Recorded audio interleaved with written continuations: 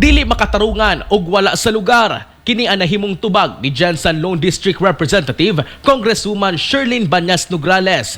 Human gitawag nga New Apple Queen sa Dakbayan tungod sa hulagway ni ini nga ana sa tarpaulin ato sa PNP Day celebration sa Police Regional Office 12 ni nakalabayng semana. Giklaro sa magbabalaod nga imbitado lamang siya isip guest speaker sa nasampit ka selebrasyon ug walay ideya nga gibutang ang iyang hulagway sa tarpaulin aron i-welcome siya sa campus sa PRO 12. Dugang pa nga dili siya ang nagpabutang og nagsugo. Igo lang nga nitambong. Dili usab mamahimo nga ipatanggal ang tarpaulin samtang nagpadayon ng selebrasyon.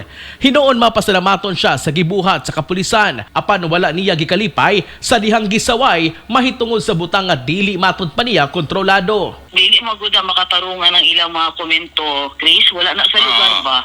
Kaya una nag-invite ko as guest speaker.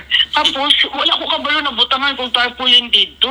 Although na-appreciate ako na initiative na sa PNP, dili na siya project na akong i-identify akong nawong dira. It's an event. Correct. And that was intended to welcome me, and it was just a fleeting moment. Sumala pa nga nasabtan niya nganong ginadili sa DILG ang pagpaepal sa mga opisyales sa gobyerno kung diin matag aktibidad nakabutang ang ilang hulagway sa mga materyales, hinabang o tarpaulin. Maong normal lang ang pagsaway sa publiko sa mga epal nga opisyal.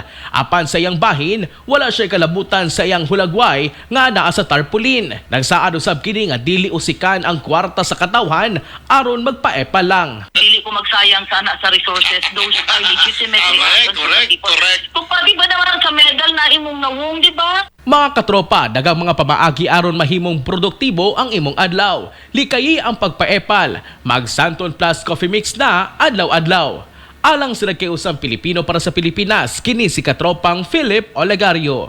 X FM News.